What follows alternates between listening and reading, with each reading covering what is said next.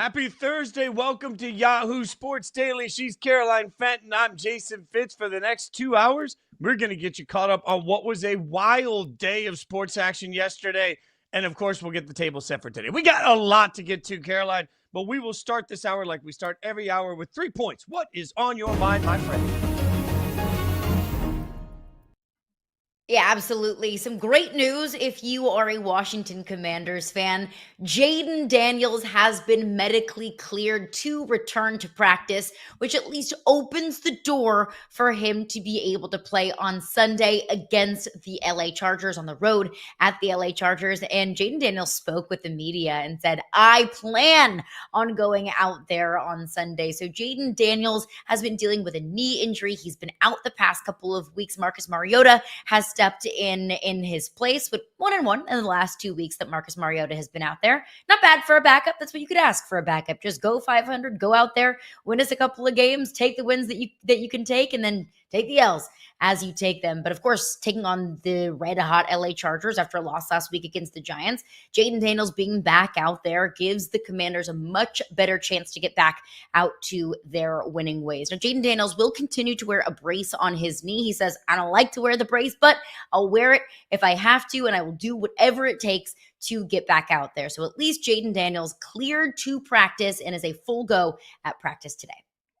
Commanders fans feeling hopeful. Love that news for them. I will get to my first point of the day, and it's a day of the week, which means we've always got a Shedeur conversation to be had. And this time we're having a Shedeur conversation, not about what he said, but about what he didn't say. For anyone that didn't see this yesterday, he was approached at his locker where he was asked predictable questions about Dillon Gabriel becoming the new starting quarterback of the Cleveland Browns. And instead of actually answering using any words, he simply mimed answers. Now, Adam Schefter has said and said again today on the record that this was all in response to Rex Ryan's comments last week on Get Up about Shedeur using his mouth and saying things that Rex didn't think he needed to be saying. Whatever that drama was, here we sit today. And unfortunately, it's easy for all of us to get mad and yell and scream, and that happens a lot about Shedeur right now. I want to try and have a fair, reasonable, honest moment here. I talked to several people yesterday that played in the NFL, and the text that I got in response when I was asking how this is being received were things like, I'm sorry, giving vanilla answers to the media just isn't hard. It's not like excessive media coverage is new to him. All he had to say, a quarterback that played in the NFL said, all he had to say is, quote, I'm working hard to stay ready if the team ever needs me. That's all he had to say. And he didn't do that. And instead, he went out and he used this moment as probably what he thought was a joke. But the thing is, it simply reinforces narratives. Understanding that when you weren't drafted until the 5th round, whatever anybody watching this thinks the reason was, you weren't drafted until the 5th round. And at some point, you have to ask yourself, what good do moments like this do for Shedeur at any level? What good does it do him internally? Because certainly the Cleveland Browns organization, where there are people behind the scenes that have fought for Shedeur, have to look at this and say, man, we're answering questions about Shedeur today? Why? And then people outside the organization will say, this is the exact reason we didn't want to draft him in the first place. You may or may not believe that, but at the end of the day, all you have to do is reinforce these stereotypes, and all of a sudden they become reality. In fact, I've seen now at this point several former NFL players talk on record about how easy it would have been to say, today is not about me, it's about Dillon, and I'm going to support him.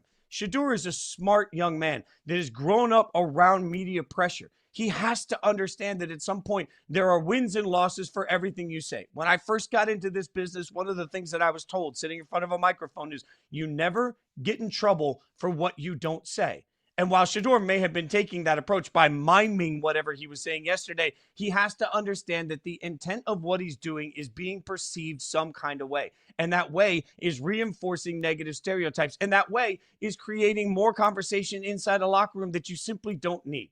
Now, Charles Robinson pointed out on Inside Coverage smartly that Joe Flacco was going to be the backup no matter who the starter was. So at the end of the day, Shedeur is the number 3 quarterback for now.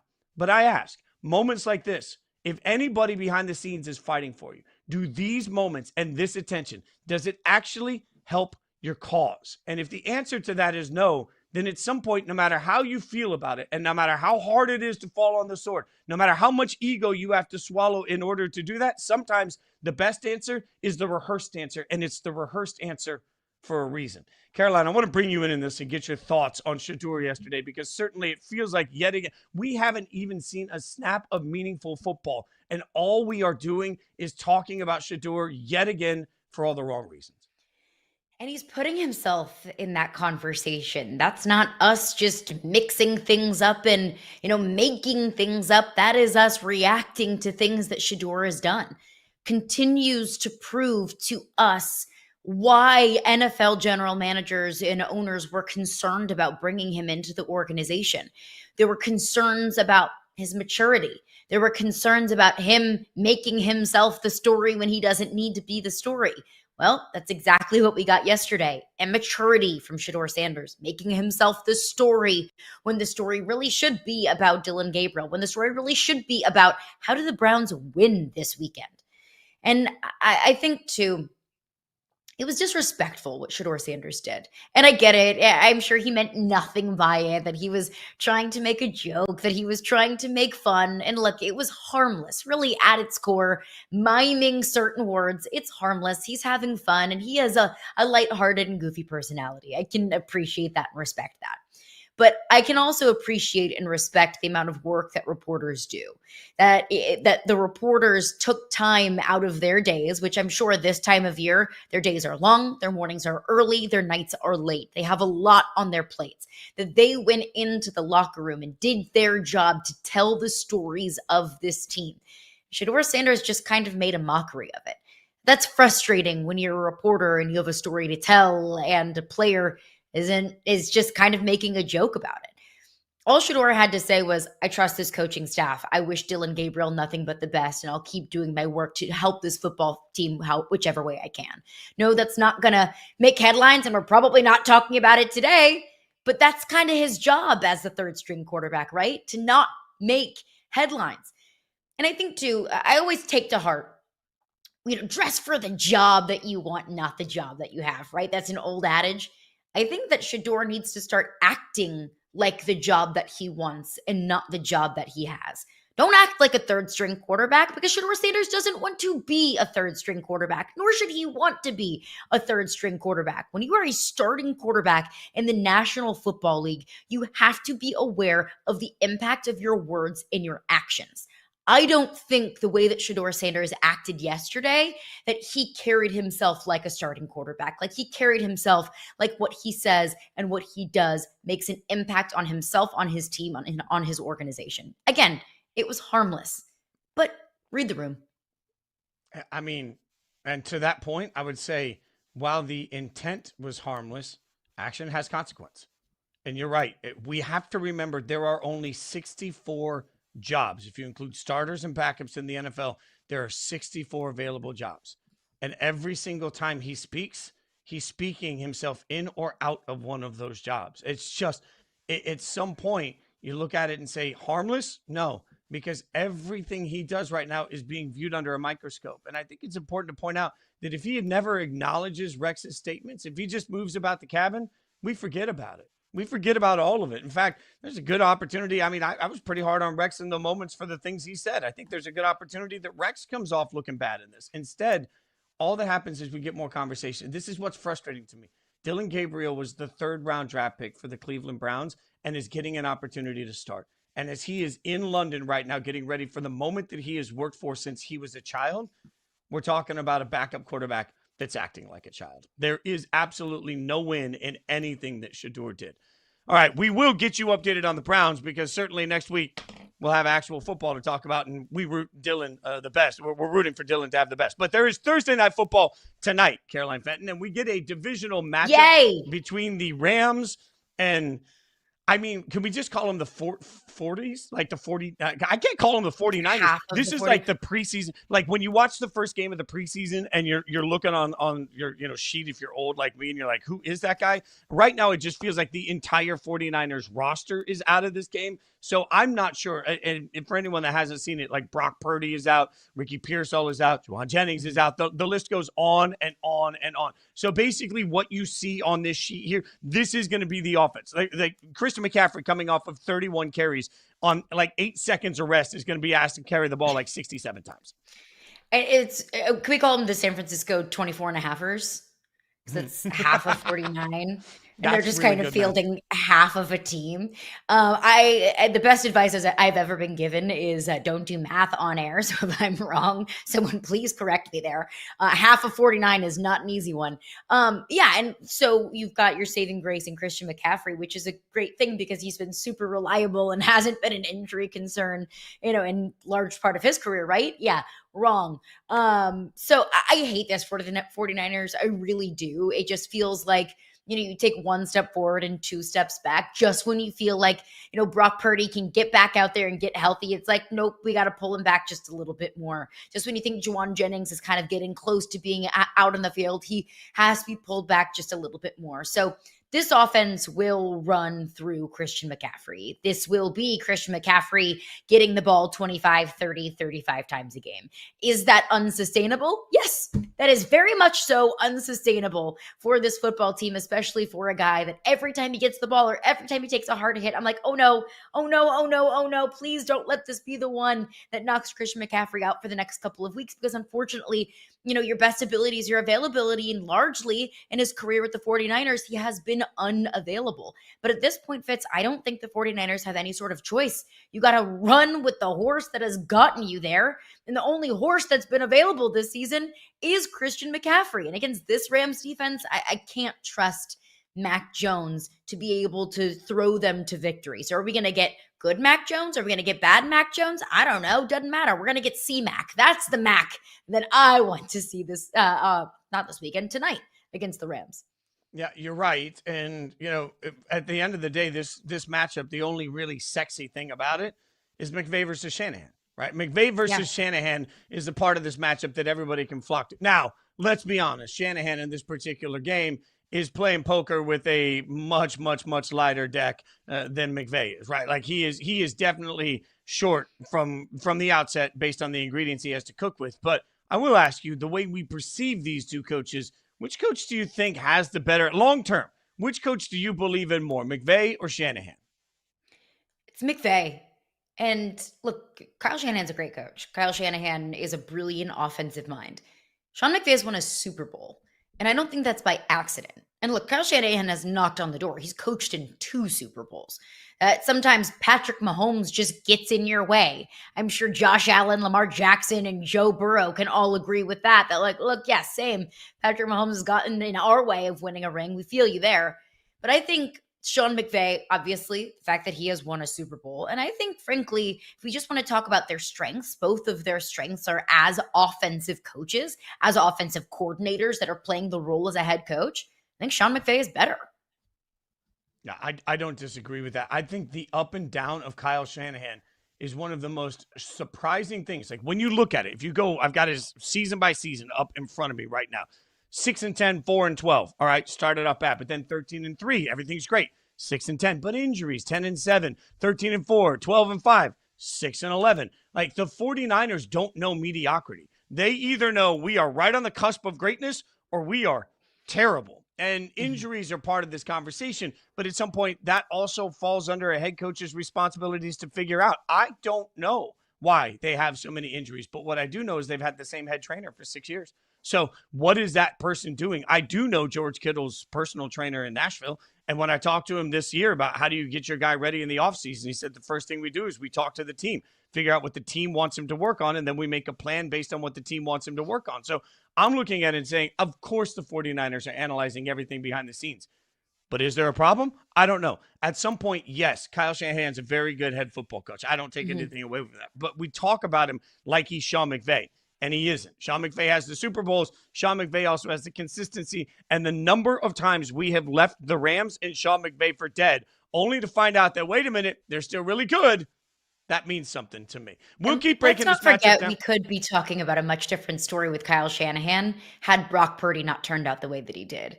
Maybe he doesn't have a job right now because they sold the farm to trade up and draft Trey Lance. And I don't even know where Trey Lance is at this point.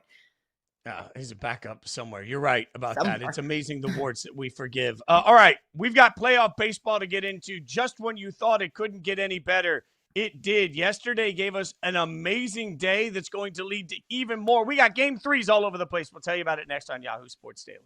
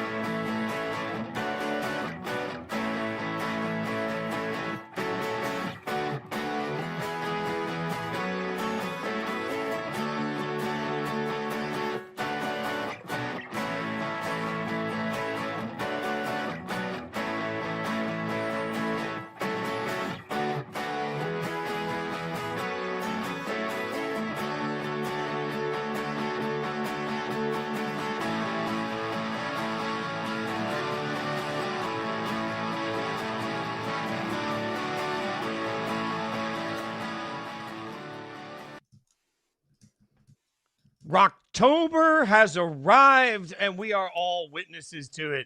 That's right. Guardians number 9 hitter Brian Rocchio apparently turns into an MVP every time the calendar hits October. His home run in the 8th sparked a 5-run lead that Cleveland used to force a deciding Game 3 in Cleveland. Oh, it is electric. Caroline Fenton, Jason Fitz, Yahoo Sports Daily. I have been mesmerized, and my bank account is not, by the amount that I have lost throughout this process. Playoff baseball has been an absolute delight, and it was an incredible day yesterday. Even that matchup we just talked about. The number of times Detroit had runners in scoring position and just did nothing with it. Over and over and over again. And it just felt like, man, we say it all the time. You and I cover a lot of college football. And sometimes you can feel it in college football where you get into the red zone and it results in a field goal. And you'll eventually hear the TV commentators say the dumbest thing in history that we all know. Can't keep settling for field goals. It's going to come back to bite you. We had the baseball equivalent of that over the course of this series because Detroit just continually has just been leave. It's like you get a base, but none of you get to actually go home. It's frustrating. The Guardians get a 6-1 win out of a game that was 1-1 late, and I just kept thinking, man, I don't know if Cleveland can do it. Caroline, huge win for Cleveland. Huge win for Cleveland. And I do think, as a massive baseball fan, I think leaving runners in scoring position, especially in a game that you definitely could have won, if you just bring a couple of those guys home inning after inning, like I think that is one of the more frustrating things as a baseball fan.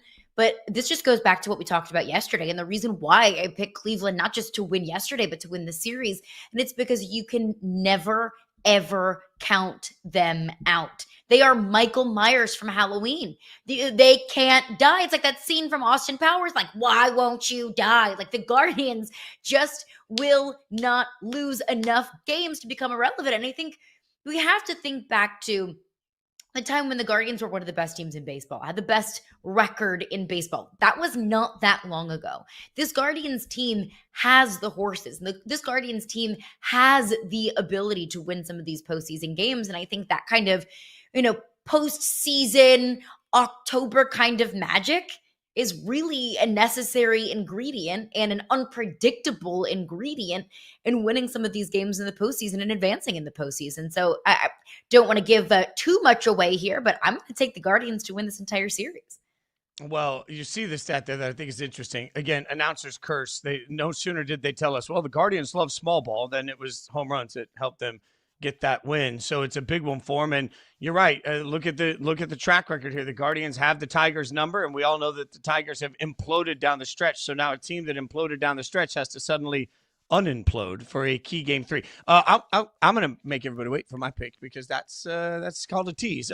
Let's get to some other action that we had yesterday that got us to Game 3. Padres Cubs in this one, and like Mason Miller, good sir. Congratulate. Like if I could come, I come just give a little like MVP trophy for the game, just to like walk out little like a thrift store MVP trophy. Mason Miller was unhittable, and he becomes the first pitcher in Major League Baseball history to make his postseason debut with 8 consecutive strikeouts. He did that over over the 2 games. But I mean, at this point, when Mason Miller gets to the mound, the Cubs might as well just say, "Excuse me, sir, may I have another?" and then just leave. Like they can't touch him. Yeah, he was smoking him. What was it? He got up to 104 at one point. Like 103. 103. He was just throwing it. That's his average. Gas. His average is 103. Velo. His average is 103. Like that's just a level of, man, you're bringing it to the party. I'm trying to say things that won't get me canceled for this. Like that is a level of big pitch energy that absolutely gets him there. Bravo. Thank you. I had to slow down and make sure I did that very meticulously. Let's enunciate our words and the important letters that need to be enunciated. But yeah, I mean, he was doing his work on the mound. I think what this game came down to was Padres stars did their thing and Cubs stars didn't. Obviously, you saw Mason Miller, what he was able to do on the mound, but Manny Machado had a 2-run home run. Tatis had 2 runs and a hit. When you look at the Cubs side of things, Puka Armstrong struck out twice. He had the opportunity to, with 2 outs, 2 men on in the 4th, and he was called out at first. Dansby Swanson struck out twice. Kyle Tucker struck out, and he didn't reach base until the bottom of the 9th. Like, this Cubs team can't win if Puka Armstrong and Kyle Tucker aren't at least doing their part of their jobs. Whereas with the Padres, their stars stepped up. And in this time of year, in the postseason, you need your stars to step up in the biggest times. Yeah, well, the stars were out in great number for Red Sox Yankees, which is about to give us just when you thought you couldn't get any more key Red Sox Yankees moments. We're headed to Game 3 by way of the Yankees getting a big win over Boston. And this, I mean, you want to just talk about this game just could have gone either way. I didn't know all the way to the end. Chisholm with a great hit, great base running, I should say, at the end of this thing. Also with the big catch in there was a moment with the bases loaded where I thought Boston was about to blow this thing out. They weren't able to take advantage of it. Chisholm absolutely he cemented this Yankees legacy moment. We get a Game 3. What a series. I have no idea what to expect today. I like credit to Jazz Chisholm and credit to Ben Rice. Neither of those guys were in the lineup in Game 1. And Jazz Chisholm that very obviously affected him because with the post-game scrums, he was faced away from the reporters. Like he was playing with stuff in his locker back facing the reporters, not talking to them. Like he was very clearly affected. And you can't do that. That's just immature and silly. But he was clearly and obviously affected and pissed off that he wasn't in the Game 1 lineup. Turn around to Game 2. Ben Rice hits a home run. Jazz Chisholm gets a massive defensive play that frankly, could have ended the game and could have ended this series. He hits a great stop. I believe that was in the 7th or the 8th. And then, like you mentioned, the base running. So Jazz Chisholm and Ben Rice were the difference in this game. And I think that you can say credit to them for stepping up in big moments when they didn't get the opportunity to do that in Game 1, and also brings up fair questions about management of why the heck were these two not in the lineup Game 1 when it cost you? Yeah, and now we're going to get a Game 3 elimination game, Red Sox, Yankees. God, injected in my veins. There was one predictable outcome, and my bank account corrected itself late in the evening because the Dodgers did what I thought the Dodgers would do. They took care of the Reds. Although, I will say, yeah, Dodgers are moving on. Everything looks sunshine and roses. I still think that there's some issues with the middle portion of this this pitching. Like, it was great for the Dodgers, but they gave up a couple of runs and made this thing a game again, which is until closer came in and was absolutely beautiful. So I'll give the Dodgers credit, but I don't know that the Dodgers really told us anything in this. The Dodgers were the better team. The Dodgers win. The Dodgers move on, and Shohei will be on the mound for Game 1, which will be electric. I mean, yeah, we all kind of expected the Dodgers to win this one. And no disrespect to the Dodgers whatsoever. I expected them to win, and I expected them to win kind of handedly. I just wanted to see the Reds get one. It has been so fun. And look, I'm a Cardinals fan, okay? I've grown up hating the Cincinnati Reds. But I wanted the Reds to at least shock the world in one of these games. And it would have been an absolute blast to get all 4 series going to a Game 3. I think the fact that the Reds were there was so fun and is such a great story in this sport. But I mean, the Dodgers are the Dodgers. The Dodgers are an absolute weapon, an absolute wagon. And in baseball, you get what you pay for. The Dodgers have one of the highest payrolls in baseball. The Cincinnati Reds don't. That very well could have been the difference. Yeah, I just want to see middle relievers come up a little bit bigger in the next series. I think they'll have to. All right, so you have the Guardians. I will take the Tigers just to be a contrarian on this, although I don't feel great about that. Cubs, Padres, who you got? Oh, I love this series. I really have had so much fun watching this series. I will go Cubs with a bounce back today. I think it's an outlier more than it is a trend that you're not going to get much from Kyle Tucker and Pete Crow Armstrong. So I think they bounce back today and they win Game 3. Yeah, until they can hit Mason Miller, they can't hit Mason Miller. This is my prediction. Mason's just going to live in a cryo chamber and he's just going to pitch the whole game. He won't, but I will take the Padres just because I like the beauty of it. Yankees, Red Sox. What do you think? Taking the Yankees. Oh, but my heart wants the Red Sox. It really, really does. I think the Yankees are just a deeper team. I think the Yankees are a better team. I think losing Game 1 was more of mismanagement more than it was the Red Sox proving that they're the better team. So I'll go Yankees. I think mismanagement is part of who the Yankees are. Even though I picked them to be my World Series team coming in, I will take the Red Sox. I will take the Red Sox in that one. All right. As we continue to move through everything going on, there is one player that we're actually not talking enough about. Is Dak in the MVP race? We'll tell you next.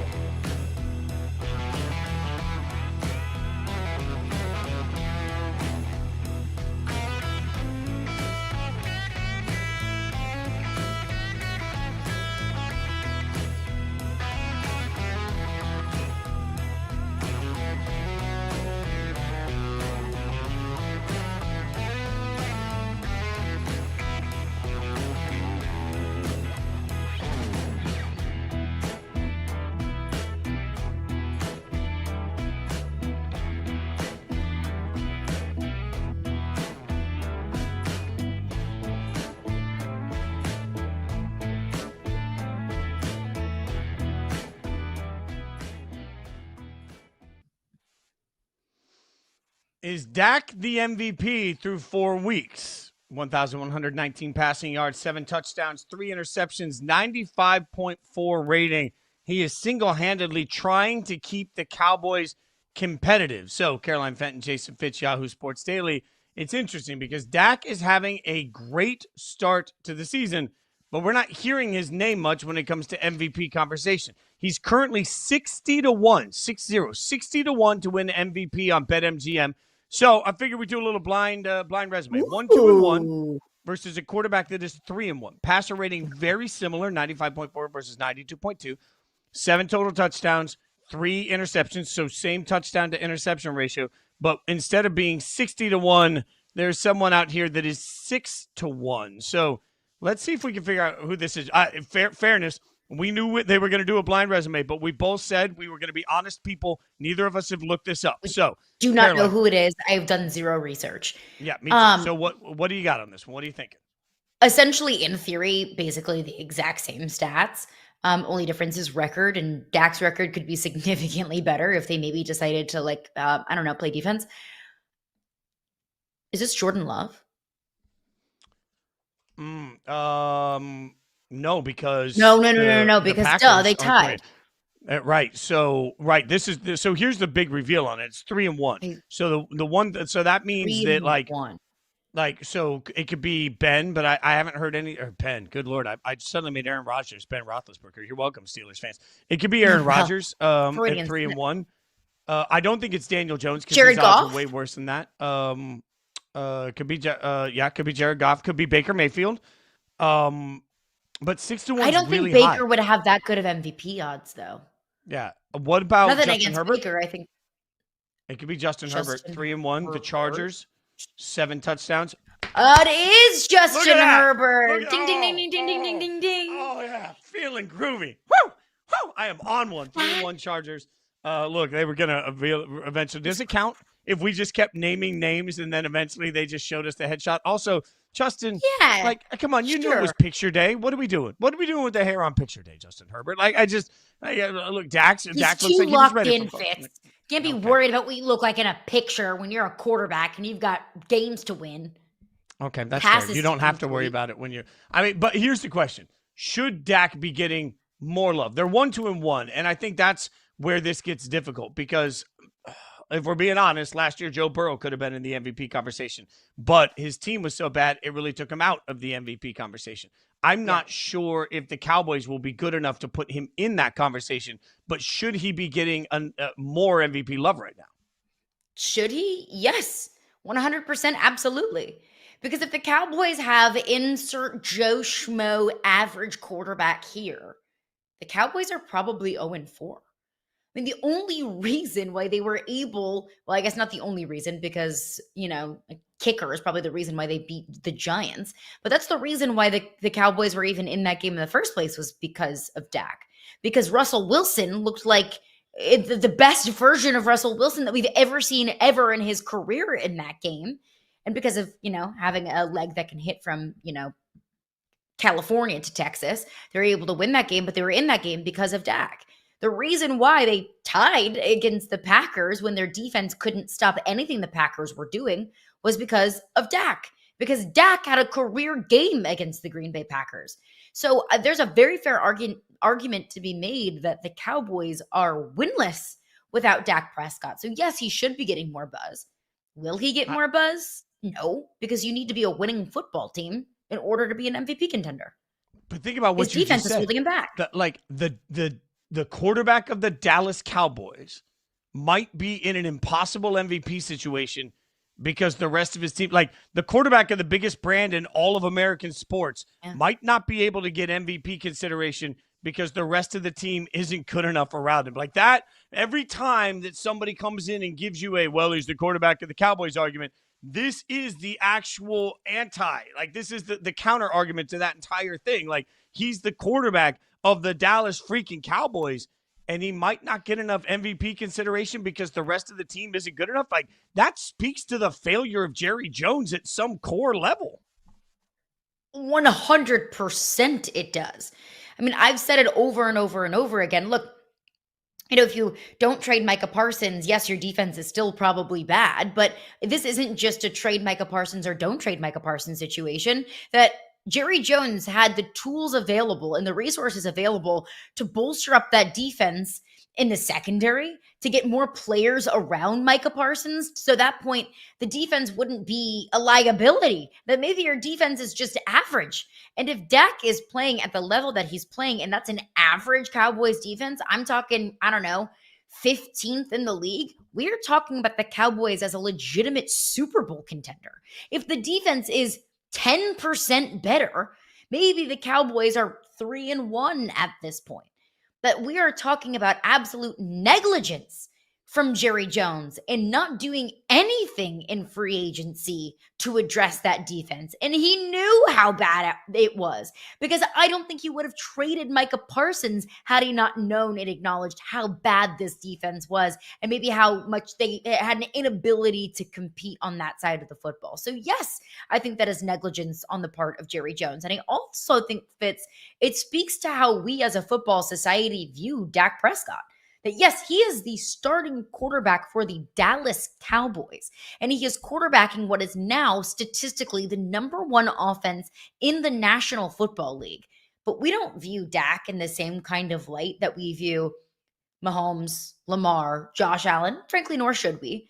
But we don't even view him in the same light that we view Justin Herbert or some of these second-tier quarterbacks. Like, there is a perception that Dak is just meh and that Dak is just average, and he's not. Yeah, not from me. And let me be loud here. Cowboys fans, I'm going to pull up my soapbox. Y'all don't deserve Dak Prescott. You don't. You haven't deserved Dak Prescott for a long time. Because a couple of years ago when he was doing his first deal, not the one he just did, but the one before, all y'all were saying, well, the Cowboys don't really want him, and that's why it's taking so long. You wouldn't even listen to smart reporters that were telling you that what the Cowboys wanted was more years of Dak. They wanted a longer contract, but you refused to hear it. In fact, y'all were blowing me up on at the time, telling me I didn't know what I was talking about, and the team would be as good with Cooper Rush. That's real things that your own fan base was saying. And then when he gets this massive contract, I sat on our show with this network at Inside Coverage, and I said Dak is going to be and should be the highest paid. It doesn't matter. He's next up. He's also elite. And y'all just burned me over and over and over again. He's not worth that much money. They can go out and get that anywhere. They can get that replacement anywhere else. I told you somebody else would be comfortable making him a $60 million a year person. And y'all laughed in my face and said, there's no world where Dak Prescott's worth it.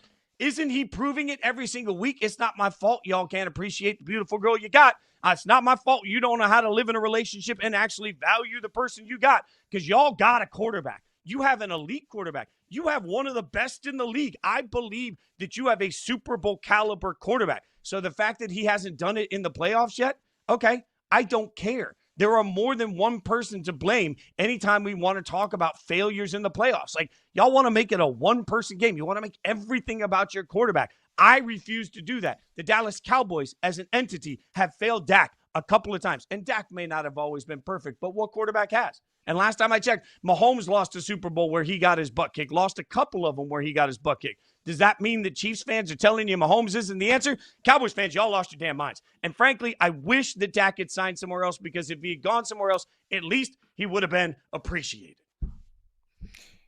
I'm with you. And look, if I'm doing a quarterback draft, I'm taking Lamar and Mahomes and Josh Allen over Dak Prescott, just to be completely clear.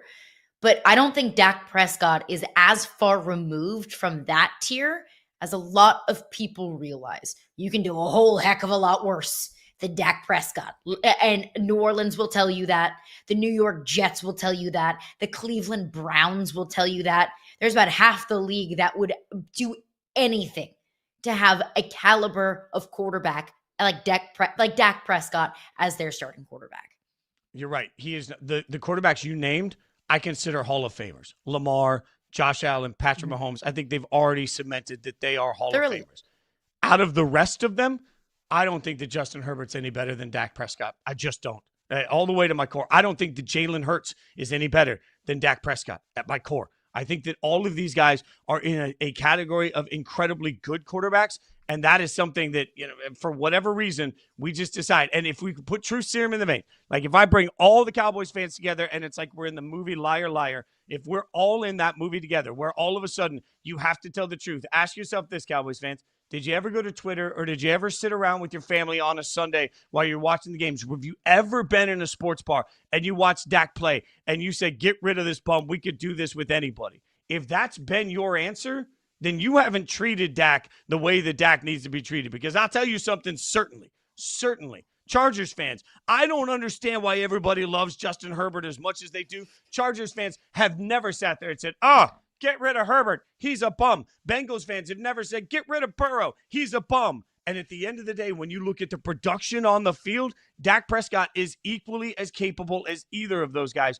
of doing incredible things. But it's the fan base that's just trying to ride him out of town because you think since you're a Cowboys fan, you deserve better than one of the best quarterbacks in the league. It makes zero sense to me. It's the Instagramification of society, which is a word in Merriam-Webster. Yeah. That we are looking on social media and the lives of these influencers and these famous people, and you're saying, oh, well, I don't look like that. I don't have that purse. I don't have those shoes. I haven't gone on vacation there. That you are constantly exposed of what could be better. Better opportunities out there, a better life out there, more fancier and glitzier and more glamorous things, that you are so obsessed with what you don't have that you can't see what you do. And because the not great things aren't posted on social media. I think Cowboys fans have been obsessed with the fact that they don't have a Mahomes, that they don't have, a Josh Allen, that they don't have Lamar Jackson, even that they don't have a Joe Burrow, that they can't appreciate the consistency that they have had with Dak. Has he fallen short in the postseason? Was losing that playoff game to the Packers embarrassing? Yes, 100%, 1,000%. But you're not going to win every single postseason game. Not even Patrick Mahomes has. Not even Josh Allen has. Not even Lamar Jackson has. That's the biggest, I think, kind of criticism on Lamar Jackson, is that he can't do it in the postseason.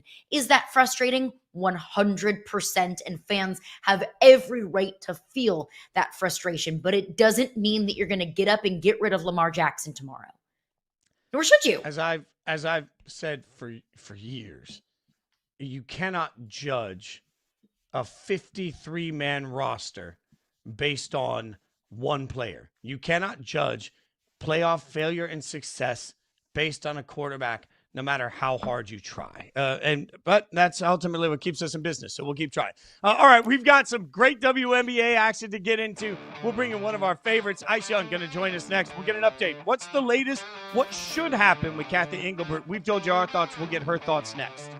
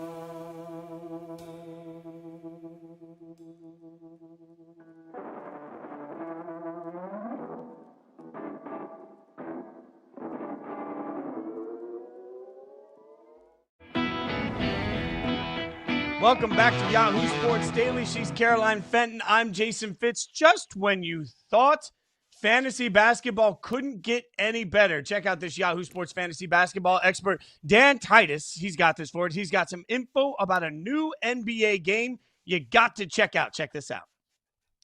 Yahoo's high-score fantasy basketball game is finally here. With more simplistic rosters and scoring, I've got 5 game-changing tips to help you crush your fantasy basketball draft this season. First, maximize your lineup flexibility. With high scores format requiring only 2 guards, 3 front court players, and 1 flex spot, you're free to draft the best talent available without having to worry about strict positional requirements. That gives you way more freedom to build your lineup your way. My second tip is always target upside over consistency. In high score, you only get points for your player's single best game each week. So go for those high volatility players who can put up the monster numbers. Even if they're a little bit unpredictable or tend to load manage, your weekly boom is all that matters. Next up, prioritize the guards. Guards are super valuable in high score because assists are worth 2 points, steals are worth 3, and you don't get penalized for turnovers. That's right, turnovers won't count against your score. So stack up those ball handlers and playmakers. My fourth tip is don't overdraft traditional centers. Prioritize drafting the versatile front court players who can fill up the box score beyond your standard low-end potential double-double. Because remember, assists are worth double the points than rebounds. And lastly, take some home run swings late in your draft.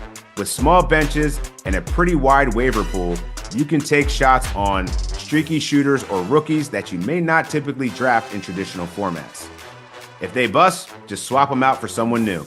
And there's the 5 tips you have to crush your draft. Now all you need to do is run those numbers up and get that high score. High score is the new way to play fantasy basketball with simple rosters and scoring. Get in on the action by playing on the Yahoo Fantasy app or head to yahoofantasy.com/basketball. Good luck this season. Thanks, Dan. High score tips off October 21st. Get in the action and draft your squad now on the Fantasy app or head to yahoofantasy.com/basketball, yahoofantasy.com/basketball. Caroline Fenton, Jason Fitz, Yahoo Sports Daily. Excited for that, obviously, but also excited for the WNBA finals. They're about to get underway. Caroline, there is an angle on this that I don't think has been talked enough about, and that is that Vegas and Indiana went to a deciding game that went to overtime in a particularly physical matchup. And now on short rest, they turn around. But it's not just short rest compared to Phoenix. It's also, in my mind, we're getting a best of 7 in the final. Like, we are getting more games. If this series, every single win that Phoenix can grind out feels like a huge advantage because they walk into this series with an advantage of a couple of days rest. Like, that's the sort of thing that we're not used to. The W has not had a best of 7 game finals format coming after best of 5 like this. So this is going to be new for everybody to try and figure out how this wear and tear works on their bodies. Yeah, it's a great point that you point out, and also important to point out that for the first time ever, the first round of the playoffs in a 3-game series, it was a 1-1-1 structure. So game 1 was at the home of the higher seeded team, and then the lower seeded team got home court advantage in game 2, back to game 3 if necessary. So that's even more added travel for that game 2, where before the first 2 games were at home of the higher seeded team. So there's even more guaranteed travel. So that's even more wear and tear on your bodies. Phoenix was able to close it out on Sunday, whereas the Las Vegas Aces, it wasn't just a game 5. It was also an overtime game 5. Even more wear and tear, even more time that you are on the court. So I think that is an advantage for Phoenix. One thing that I would lay out of why I would be concerned for the Las Vegas Aces, or if I'm a Las Vegas Aces fan. The Indiana Fever came into the postseason already shorthanded. You're without Caitlin Clark, Ari McDonald, Sophie Cunningham, and Sydney Colson were all out. They were all on the bench. That's 4 either starters or incredibly reliable players and key cogs in your organization that were already out for the postseason. In game 5, Kelsey Mitchell went down with an injury in the middle of that game. Kelsey Mitchell has been an absolute wagon. She was an MVP finalist. She was really, whenever all of those players went down with injury, Kelsey Mitchell was the motor that kept that thing running. Very, very scary moment for Kelsey Mitchell. She did come out on social media and say that her muscles just essentially shut down. Like, that is the amount of wear and tear that is going on these players' bodies. So glad that Kelsey Mitchell is okay. Kelsey Mitchell went down with an injury. Aaliyah Boston got fouled out. So now the Fever are not only without those 4 players that they've been without throughout the out a majority of the season, including Caitlin Clark. They're without Aaliyah Boston and they're without Kelsey Mitchell. They are so shorthanded. And the Aces scored 31 points off of Fever turnovers. And it still went to overtime. Like, this was no sort of Aces domination, which you would probably expect when they're playing a team so shorthanded. They had to literally just scratch and claw to survive against this shorthanded Fever team. So that's even more concerning as well. That not only are they playing an extra game and had that much more travel, but they also didn't look very dominant against a team that they probably on paper should have been dominant against. Well, you see her right there, Ice Young joining us. You can check out Ice and Caroline hanging out on Hoops 360. Ice, longtime friend for both of us. First time on Yahoo Sports Daily. We'll get to the game. I promise we will get to the game.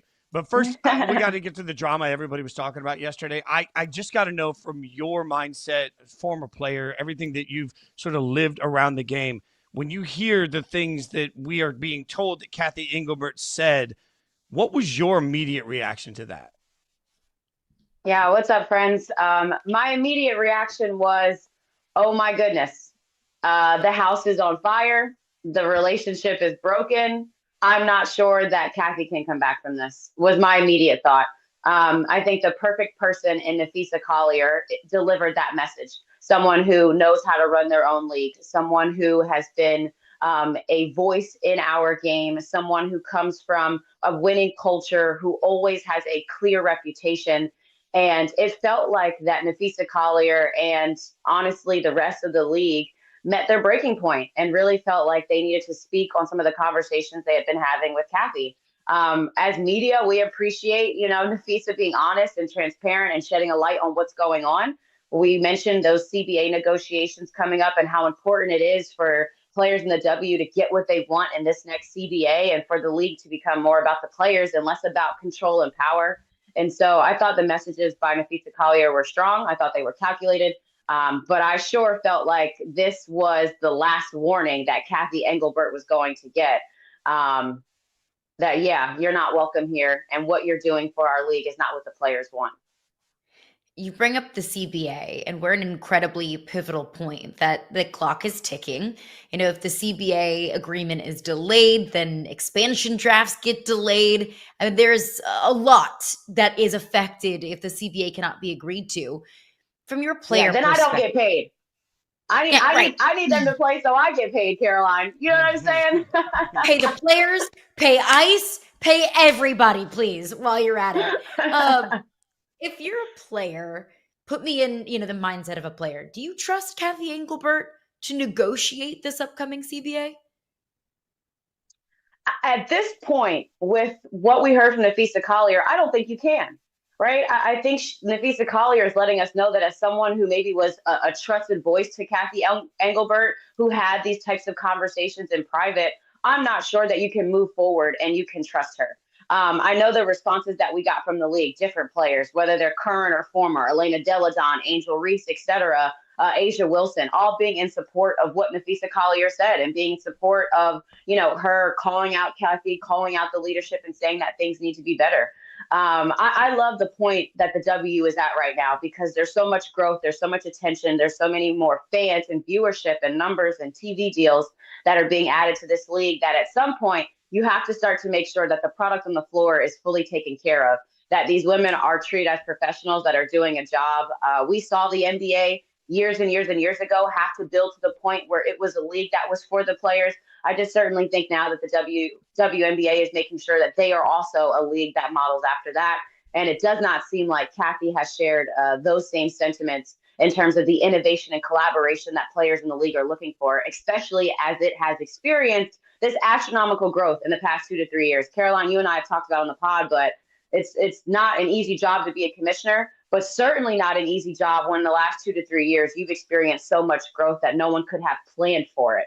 And so I understand, being a player, you wanting things to get better right away, you wanting to see charter flights right away, you wanting to see better merchandise, better access, and obviously more money in your pocket. Sometimes these things take time, but it seems like players in the WBA think that the time is up and that right now these changes need to be made. All right, Ice. Part of what just really frustrates me about this is it's taking away from a finals that has a million storylines that are incredible. Not the least of which is the best player in the game is dominating like the best player in the game on a team that is just absolutely dynastic. I don't know that we give the Aces enough credit for how good they are right now. What does Phoenix have to do to win this series?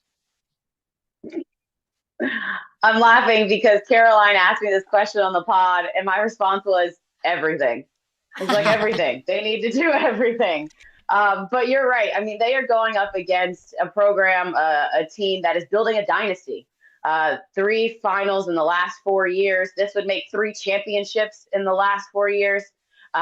Certainly to me, the first thing for Phoenix is just the physicality piece. They have kind of that bully mindset that they follow Alyssa Thomas, the engine. And so in order to compete with the Aces, you have to be physical. You have to be physical on the glass, physical defensively, and really not allow them to establish their dominance and not allow them to have a free-flowing offense in which it looks pretty and sexy. Things need to look ugly. They need to look mucked up if you're the Phoenix Mercury.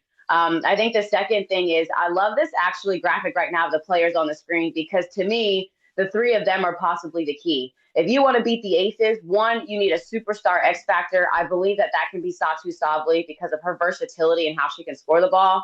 But I also think that and company off the bench need to be very big. The Aces are a deep team, right? They've got 4 number 1 draft picks, I believe, on the roster. Someone like Kate Wellspell or the rookie in Makani need to be able to step up off the bench and provide really good numbers and relief. If you're the Phoenix Mercury, you cannot just play your starting 5 the entire time and try to compete. You need to use your bench and try and wear down the Aces as much as you can. And they absolutely can wear teams down. They play such a physical style of basketball. But you mentioned it, the dynasty of the Vegas Aces. They're now in their 3rd finals in the last 4 years, have an opportunity to win their 3rd championship in the last 4 years. And they're doing it without Kelsey Plum, who was a big part of their first 2 championships. But Becky Hammon has been a consistent part of this. Asia Wilson, of course, as well. What about Becky Hammon has made this team a dynasty? Yeah, I would say the sustained level of excellence over the past 4 years, the way that they have put together rosters. Becky Hammon obviously learned from the great Greg Popovich and credits a lot of her success coaching so far to learning from Pop. And she's been very vocal about, this team not performing like the team that they were early in the season. At one point, the Aces were a 500 team. They were number 9 in the standings. That was all before August. And then in August, they turned it up. So I would say maybe what makes Becky Hammon the X factor to me, possibly in this series, is 1, she's been there before. She's already won 2 championships and they've been recent. 2, she's done it with this core group. She's done it with Chelsea Gray, Asia Wilson, and Jackie Young. Now you add a Jewel Lloyd to the fold who's coming off the bench for them, but also is proving to be someone that can be an X factor in this series. To me, the last thing about Becky Hammon is just specifically basketball-wise, her situations after timeouts are, I believe, the best in the league. If the Aces need a bucket down to 6 seconds left and they're taking the ball out after a timeout, you almost know that they are going to get the shot that they want because of the level of execution that Becky has. So I'm looking forward to seeing her in the finals. She's going up against a coach in Nate Tibbetts who has not been there yet. And so those of us who follow the W a lot, we feel like first-time head coaches sometimes in these situations. You can see it. You can see that they're rookies, that they haven't been there before. But Becky Hammon, you trust in her experience. And honestly, you trust in her tricks. She's got really good tricks up her sleeve. Ice, real quick before we let you go. Becky Hammon, I'm surprised is still in the W. Do you think there's a time where she takes the leap and she is coaching in the NBA? I mean, she's making $1 million. She'll make a lot more money in the NBA. I'm just saying. I want Becky to go out there and get just paid. You're right. We're all trying to get paid. I think that Becky could go to the NBA if she were to first create a dynasty here in the WNBA. And if she wins the championship this year, they will have a dynasty, and then possibly we could see her look to move to the NBA.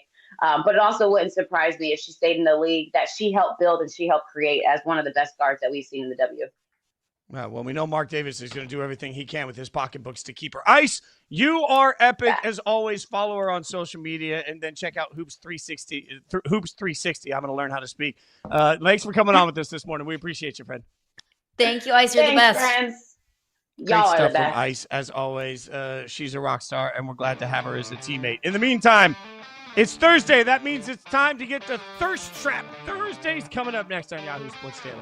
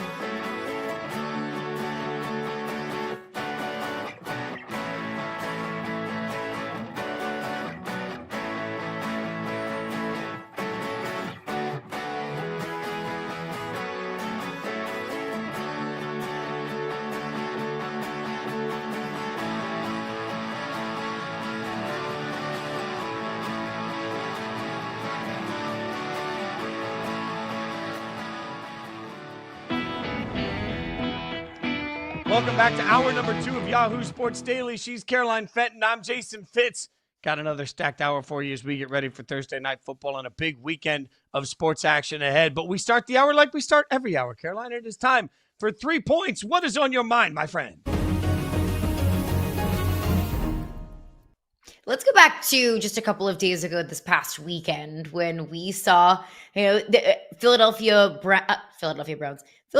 Eagles wide receiver A.J. Brown be a very minimal play a very minimal impact on the Philadelphia Eagles game. They're 4-0. They're undefeated. They're the defending Super Bowl champions. But A.J. Brown is not happy. He took to social media and tweeted a graphic that said, quote, "If you're not welcomed, not listened to, quietly withdraw. Don't make a scene, shrug your shoulders, and be on your way." The irony of A.J. Brown tweeting out something that says, "Don't make a scene," when he is the king of making scenes. And tweeting that out is, in fact, making a scene. And it was clearly in response to the fact that he nor the passing game has really been a factor in the slightest for the Philadelphia Eagles' path to 4-0 at this point. But he did clarify with the media. He said, look, it wasn't directed at anybody, nobody on my team, not my quarterback, not my coach, not anybody in the front office. It wasn't directed at anybody. And it was just me being emotional and me being in my feels. A.J. Brown, I do have to tip my cap to you for at least owning it, saying I was in my feels and it's not directed at anybody. It's so much better than, gaslighting or trying to, dilute the fact that he is making a scene off the field by tweeting out something like this. Unfortunately, this is just something that A.J. Brown does. He takes to Twitter. He airs out his grievances.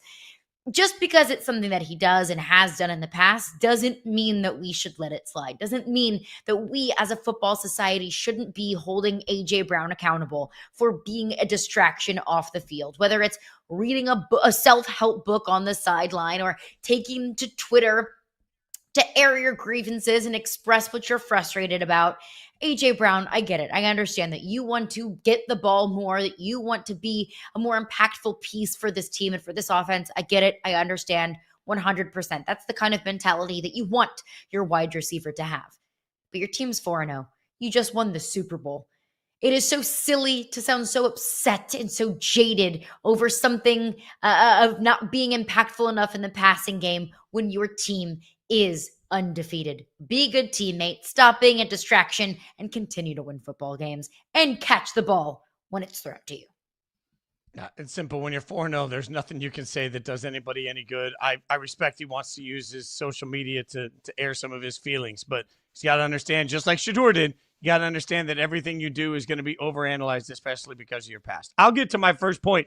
You know when the right time is for drama? The right time for drama is the offseason, especially in the NBA. So there's a little bit of drama around Anthony Davis. Now you see there the picture and you see the goggles. He's gone full James Worthy and Horace Grant, joining the goggle club. He will have to wear that protective eyewear for the rest of his career because of a detached retina. So this is going to be part of how AD looks moving forward for the rest of his basketball career.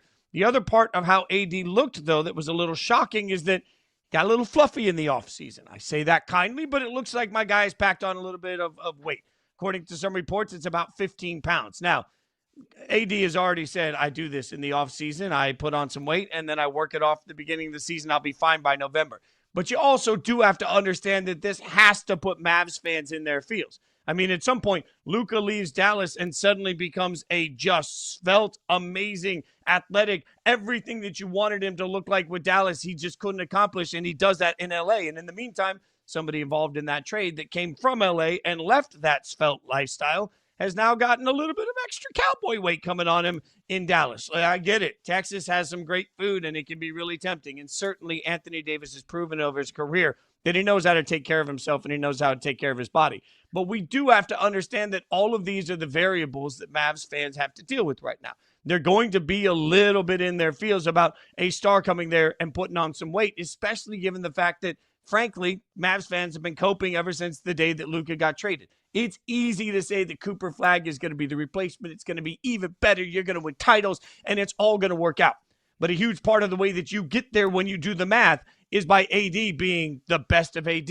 I feel like sometimes we forget that even though AD has been in the league for a very long time, he's going to be 32 years old. He's 32 years old. Like, he is early in this career. He's got plenty of years left where he can play and play meaningful minutes in the NBA. At some point, though, to do that, got to take care of yourself. And while we see guys get older and older and still play and have an impact in the game, they do that because they take the offseason seriously. We've talked so much this particular offseason about guys in Luka and guys just going out there and losing weight. Zion doing the same thing. So when you see the opposite of it, especially for a player that's been in the league for a minute and knows what it takes to win at the highest level, it's jarring, and it certainly can't have Mavs fans feeling great about what their season is going to look like. All right, Caroline, from fat shaming an athlete, I'm not doing that. I'm just saying he got a little extra fluff. From that, Dallas fans are sensitive about fluff, okay? They've lived it. But so am I. I'm sensitive about, like, I'm willing to admit, like, and maybe he's bulking. But he didn't tell us he was bulking. I've learned the term bulking, like I really know what I'm doing. Okay. It's Thursday. He's been eating brisket, okay? I have too. Well, I mean, Texas brisket Anthony Davis is and I aren't it. so different after all. Well, here's the thing. When you bulk, after you bulk, you cut, and you cut so that you get abs, and you get abs so that you can be, a thirst trap. That gets us to Thirst Trap Thursdays because we like to pick a game every week in college and the NFL where maybe there's a heavy favorite that might be a little concerned. Caroline Fenton, I will let you go first. Who is your Thirst Trap Thursday game? So I have put the opponent of this team on Thirst Trap Alert now twice. I was wrong the first time, but I will write it again. Surely if I keep calling them out to win a game that they're not supposed to win, they'll win it one of these days. I am putting Texas on Thirst Trap Alert against Florida this weekend. This is Texas's first trip to the swamp since they've been in the SEC. But can we the hair? The Sark hair on the thirst trap? What do we? I like it. Like, the abs are good, but the hair is just like we got those like frosty. Let's not act like Sark's real hair in real life is much better. No, In fact, no. I love this. I prefer this. Wow. Now that is a Also, very. I love, who is that bouncer? Is he keeping DJ Lagway out of Sark's little, private DJ disco area? Yeah, 100%. He is 100%. He just threw a pick in that photo. That's a very horns up photo. All right, go ahead. Go ahead, Caroline. Sorry, now that I've deterred, it's just taking everything. Horns down. Okay, now we're going horns down. You think that they go horns down in this matchup? Okay. Texas goes down in the Swamp this weekend. I'm calling it now. The Swamp is not an easy place to play. I do not care if Florida's quarterback, DJ Lagway, cannot stop throwing interceptions. The Swamp is still a really difficult place to play. I know South Florida went into the Swamp earlier this year and beat Florida. I understand that, but I can't keep the end of last season out of my mind. When LSU went into the Swamp, LSU was a better team than Florida last year. LSU went into the Swamp, they lost. Ole Miss was a better team than Florida last year. Ole Miss had legitimate college football playoff aspirations and hopes and a legitimate chance at the college football playoff. They went into the Swamp and lost. Those two games and those two wins were what I think really saved Billy Napier his job. The Swamp is not an easy place to play. Ask anyone who has played in the SEC, some of the toughest places to play in this conference. I guarantee you the Swamp will come up in that conversation more than once. So the games in the Swamp, they're first to the Swamp. They've never experienced this before. Florida has not looked good. DJ Lagway cannot stop throwing interceptions. He cannot stop turning the ball over. He threw 5 against LSU just a couple of weeks ago. But let's not kid ourselves. Texas hasn't looked that good either. I mean, Texas loses at Ohio State. No shame in that game. But, anybody can beat San Jose State or Sam Houston State. That doesn't overly impress me. That doesn't think that getting right against Sam Houston State all of a sudden means that you can get right on the road in the SEC. As bad as DJ Lagway has been, though, Florida has a top 25 defense. Like, Florida's defense is legit. I think what Florida needs to do, and their key to victory this weekend, play defense level that you've been playing it. They held LSU to just 20 points, even when DJ Lagway gift-wrapped them 5 opportunities through the air. They just need to run the ball. What's that scene from The Blind Side? Enough with the trick plays. Run the dang ball. Enough with trying to put the ball in DJ Lagway's hands. He has proven he cannot do it, and you cannot win that way. Jaden Ball, their running back, is averaging 6 yards a carry, Fitz. 6 yards a carry. Give him the ball and run yourself to victory. That's the path there. Yeah, I do like this Florida defense. Some injuries there could impact this game a little bit. I think there are narrative makers, and this game has such an opportunity to be a narrative maker one way or the other for Arch. And I know it's easy just to always go back to quarterback conversation, but this Texas expectation came because the expectation was that Arch would be a very good quarterback. Right or wrong, that's where everybody came into the season sort of propping him up. And the concept is the team is going to be great because we have a Heisman favorite at the quarterback position. Well, now you don't. These are the sorts of games at the Swamp. And yeah, I've been lucky enough in my career to stand on the field at the Swamp. It's one of the few places where I can genuinely say my feet shook. Like it gets so loud that you can feel the vibrations in your feet. And I've talked to SEC quarterbacks that won national championships about playing, and they'll tell you that you have to get the Swamp out of the game in the first couple of drives. Otherwise, it just gets harder and harder and harder to win. I am genuinely curious to see what it looks like if we end up with Arch in the Swamp with the momentum and the crowd. It's a narrative maker. All right, I'll give you a thirst trap I've got out there. Bills, Patriots. I've been tough on the Patriots. I know I have told you over and over again that I don't think the Patriots are a great football team. But this game is a thirst trap Thursday game for me because the Bills, frankly, have played a lot of bad football teams, and they haven't played them particularly well. What is Vrabel riding in on? Oh, look at it's Vrabel on a bald eagle. Yeah, that's like that is the most Mike Vrabel thing I have ever seen in my life. I mean, McDermott, no discredit to you for the selfie. Also, nice job picking a good angle on the selfie. But it's Vrabel. It's all about really angles. Stands out. There's traps are a game of angles. Look, I'm just going to be clear. If I had those abs, the angle would only be pictures of my abs. Like you wouldn't need my bald head in it if I'm McDermott. I just want you to see that my abs have abs, which and my have bald abs. eagle. America. Yeah, there we go. I got Vrabel with the fingers down and everything. All right, I'm in on this.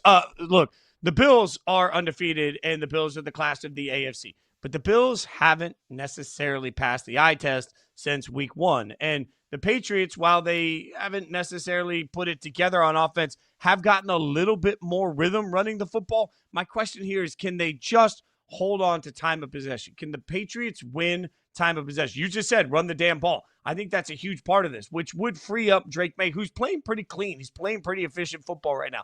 I don't know that Josh Allen is truly stoppable, but what I do know is that I've watched the last couple of Bills games in their entirety, and the entire time thought, man, this is a team that just feels like they are skating through it. And now you get a division rival, you get Vrabel, you get the defense is going to have some tricks up their sleeve. If the Patriots can continue to run the football at all with any sort of level of continuity, if they can stay ahead on first and second down, I think the Patriots have a chance here to actually make things a lot more difficult for the Bills than people think. At the very least, I like the Patriots to cover, but I do think that there's a thirst trap opportunity here. I don't hate that, because at the beginning of the season, we looked at the Bills' schedule, and I thought, man, oh man, they can literally sleepwalk their way to like 11-6.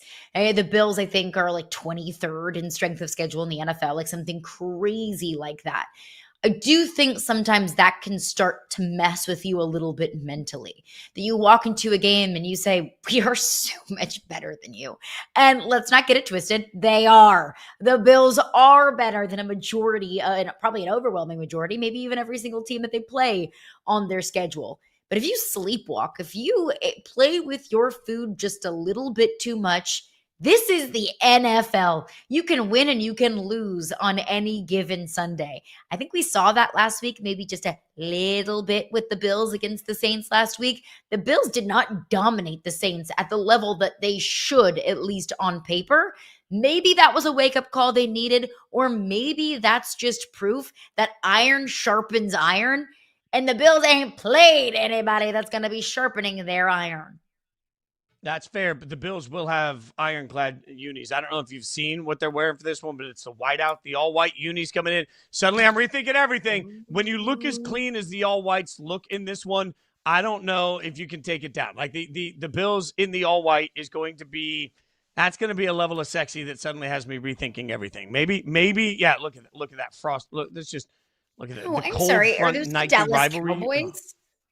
No. Those look like Cowboys uniforms. They're I think whites. The photo shoot is amazing. 10 out of 10, no notes. Love that. But I don't look at them and say, wow, those are the Buffalo Bills. I look at that and I say, oh, that's the Dallas Cowboys. I also, call me a hater, have a problem with wearing alternates on the road. Okay. Like, wear those at home. Let your own fans enjoy those. It feels awfully, like just haughty to wear that on the road. Okay. I just wanted to be worn in the snow. All whites in the frosty snow would have been good. Speaking of great unis, wear that in December in Buffalo. Exactly. We might have the greatest uniform matchup in the history of the NFL taking place this weekend. We'll tell you about it next, plus the actual game. But more importantly, the unis are fire.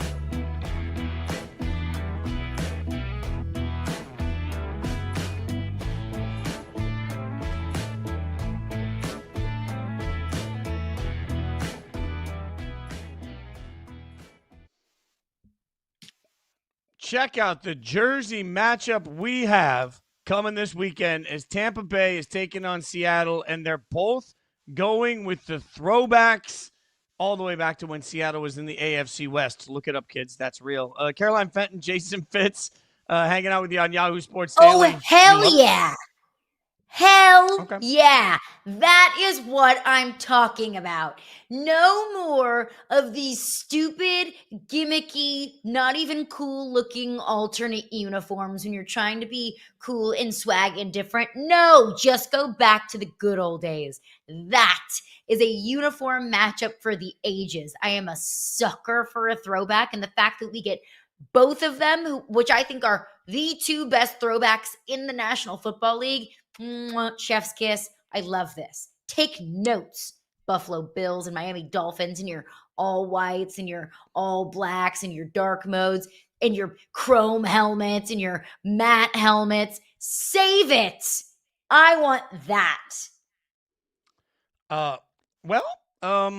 Look, as I told you before, the Tampa Bay unis were mocked when they actually existed, and Seattle wasn't loved back in the 80s. Like, people didn't actually flock to either of those. The Tampa Bay, they're elite. I don't love the Buccaneer on the side. The Buccaneer on the side's a little busy. It's not really my. I love the feather in his hat. I don't need the feather. No, I don't need the feather. And like, hot take, I think the neons on the Seahawks are far better than these old throwbacks. Like, these throwbacks are fine. They're boring to me. They're fine. Like, I like the neon. I like neon. I mean, it's fine. Oof. It's, it doesn't suck, but it's not. You see it there. They're putting the Seahawks sticker on. Like, it's just, yeah, I don't know. That doesn't move the my eye's soul. a little scary. The green eye is and even the blue, like, from that picture, could just as well be like a weird version of the Giants. I like the neon green. The Giants.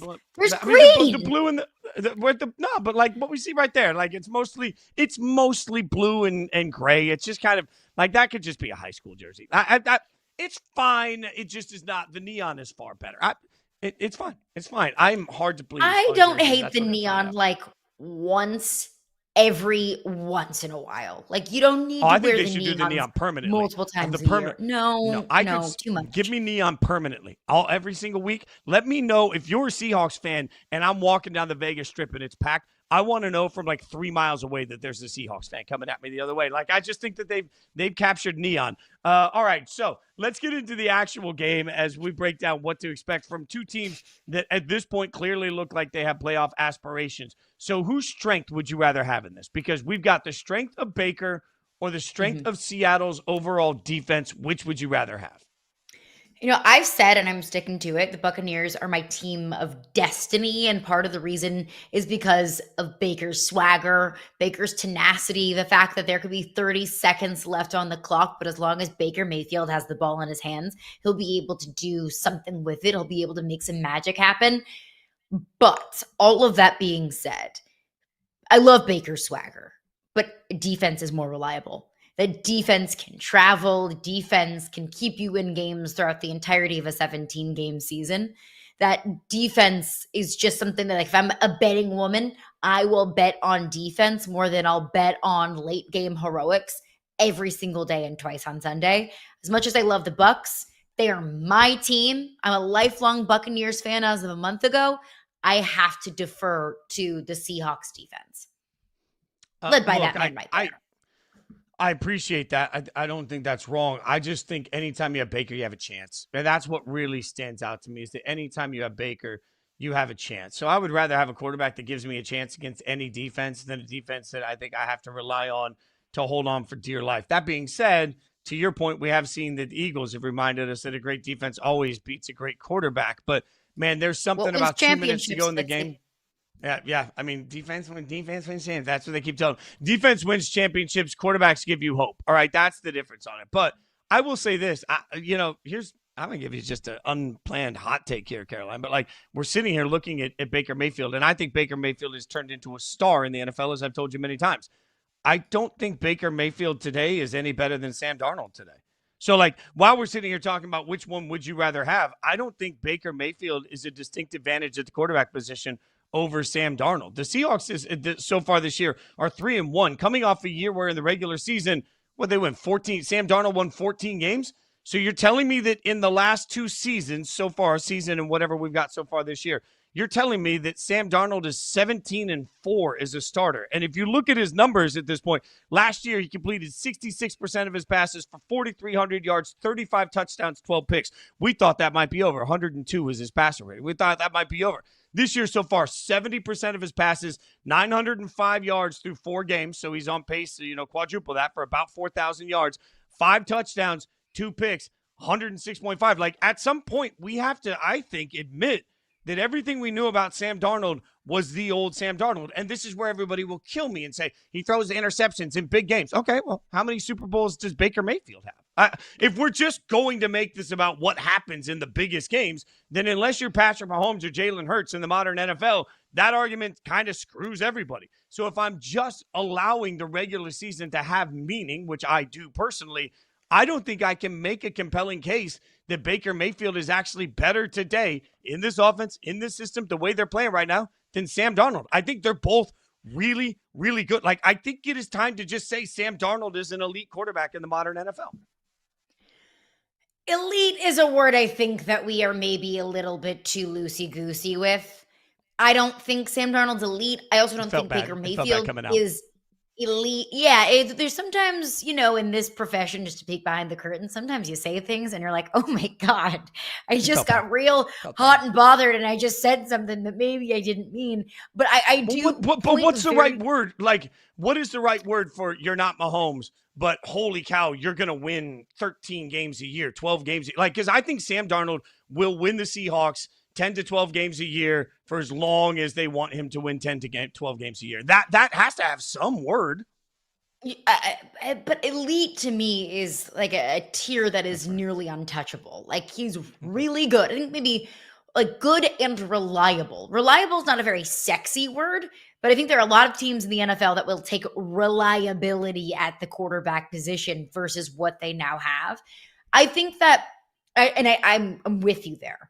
Sam Darnold lacks the hold my beer factor that Baker Mayfield has. That Baker has that late game comeback ability that maybe we've seen consistently from Baker. We saw it in the first 3 weeks of the season, that he will truck CJ Gardner-Johnson, then get up and start smack talking and then go on to win a football game. Sam Darnold doesn't have that. But that is not to say that Sam Darnold isn't just as good as Baker. I think that right place, right time, that's what Baker talks a lot about in Tampa and credits a lot of his career renaissance to: right place, right time. I think that both of these quarterbacks have kind of taken on the identity of their football teams, or vice versa. The identity of their football teams is kind of a factor of who they are. That Baker has been, this bold and boisterous and tough and prove everybody wrong type of quarterback. And that's been contagious in that Tampa Bay Buccaneers locker room. They talk a lot about that. They've taken on this Baker Mayfield IDGAF mentality. And that's what's so fun about this Buccaneers team. Whereas in Seattle, they're maybe a little bit more humble. They don't pop as much off the page, but what they want to do is take care of the ball. They want to dink and dunk. They want to run the football, and they want to play elite defense. That's kind of Sam Darnold's personality. I would say that maybe the Bucs are a sexier team to talk about because they have more swagger, but that doesn't mean that Baker or the Bucs are a significantly better football team just because they have a sexier personality. All right, well, we'll get thoughts on Baker, Darnold, and really the entire NFL with one of our favorites coming up next, Nate Tice, the great Nate Tice. It's an Ice and Tice show because we had Ice Young earlier. Nate Tice going to join us next. We'll get his thoughts on what we were talking about. Plus, what's the right approach to look at where the Ravens are right now? We'll figure it out from one of the best minds in the business.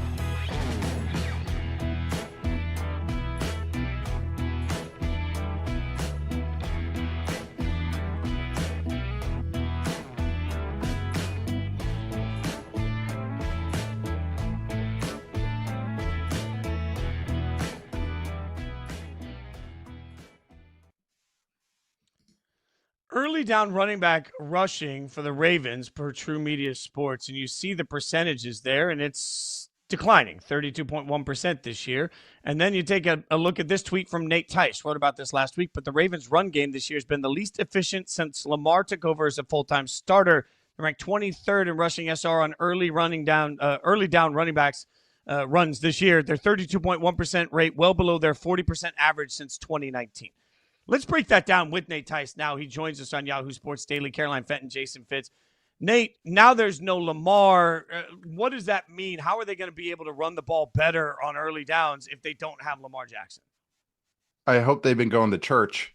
That's kind of where I'll leave it at. This Lamar is the team. Also, good morning, guys. Good to see you. Good morning. Lamar is he's the engine that makes it goes. He's the straw that stirs the drink in Baltimore. That's why he's an MVP caliber candidate. So, but even before he got injured, there was plenty of holes with this offense and really the defense for the Ravens right now. But really is, what do you picture the Baltimore Ravens? Even before Lamar Jackson and with Lamar Jackson, it's running the ball and playing good defense. And right now the Ravens are one of the worst defenses and they can't run the ball. And that is just their identity. They've been very explosive on offense so far this year. I actually really think they, off the top of my head, they have the number one explosive offense, which is gains of 15 yards or more in the entire NFL so far. But that's why this whole thing this year with Baltimore has felt very stop-starty, felt very up and down, felt very inconsistent, is just because on early downs, which is first and second down, I know that sounds kind of like a niche stat, but it makes more sense when you think about it. So it's just first and second down runs, is now they're getting behind the chains. There's a lot of third and longs. There's a lot of reliance on Lamar Jackson to throw the ball more and more, while their offensive line is kind of iffy. And, you know, the Lamar Jackson and Derrick Henry are able to overcome kind of an average offensive line. You don't want that offensive line dropping back 30 plus times. So it's just really a kind of like a sinking ship kind of feeling right now, where one hole is open. Okay, we'll plug that and two more holes open up. And I've been trying to figure out where the Ravens can find answers, but that really requires more Lamar Jackson, and now he's hurt right now. So even before he got injured, though, this offense for the Baltimore Ravens has been, at least the run game, which should be a true strength, one of the top kind of things in the NFL, has been more middling, more below average, which I think has been one of the biggest surprises. Obviously the record, but just even how they got to this record so far. So help me diagnose this team. I saw on Twitter that a girl paid a witch on Etsy to curse her ex-boyfriend's team, the Baltimore Ravens. So was it that? Is it Zach Orr, the defensive coordinator? Is it injuries? Is it the run game? How do you diagnose what's ailing the Baltimore Ravens? So for the offense, I'll start there. And also the Seattle Mariners already got a witch from Etsy and it's going great right now. So it's like, if it's the same witch, I feel bad for whoever that boyfriend is, because that witch has worked so far, knock on wood.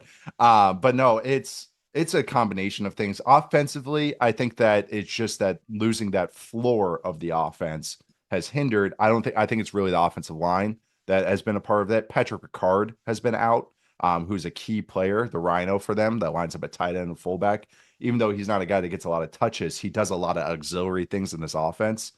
Him being out, Isaiah Likely being out, that's hindered it a little bit. There's also Derrick Henry's 32, I believe, right now. So it's just father time might make him just a touch slower, a touch less explosive when he's trying to make a cut. On defense, it's just the spine of the defense, meaning the defensive tackles, the linebackers, and the safeties have just been like outright poor against the run. And that's just set them up to just, terrible situations time in and time again. So that was with Madubuike being out, and now he's out for sure for the rest of the season, maybe even potentially longer. Roquan Smith, even before he got hurt, he dropped off in speed as well. He looked kind of out of shape, if I'm being honest. But now he's injured as well. And then you got safeties on the back end there just trying to do so much. We're going to defend the pass. We got Phillip and help out the run. And that felt to me the biggest weakness of this Ravens team was it was truly the worst rush defense in the NFL. And going into last week, and I don't think last week helped, it was the worst run defense through 3 weeks in Next Gen Stats' database, which has gone through the past 10 years since 2016. So it's like not only just like where I'm just watching and going like, ooh, that looks rough. It's like, oh no, this is like historically bad. And for a team that wants to contend, there's the old coaching NFL adage, oh, you got to run the ball and stop the run. Maybe not the regular season, but the playoffs, that is absolutely true. 40%, you saw I threw out all those numbers. You saw the tweet. 40% is kind of that magic mark you have to hit. If you're above 40%, you're good. You don't have to be 50, which is ridiculous. 40% and you're fine. 39% you can get away with. Being at 32, that means they have to hit 5, 6, 7 more runs. And then on defense, the same way. If you're giving up 50% of the time, you're allowing a good run for the offense. You're even if you make the playoffs, even if the Ravens rally, even if Lamar comes back, the run defense won't let them make a run.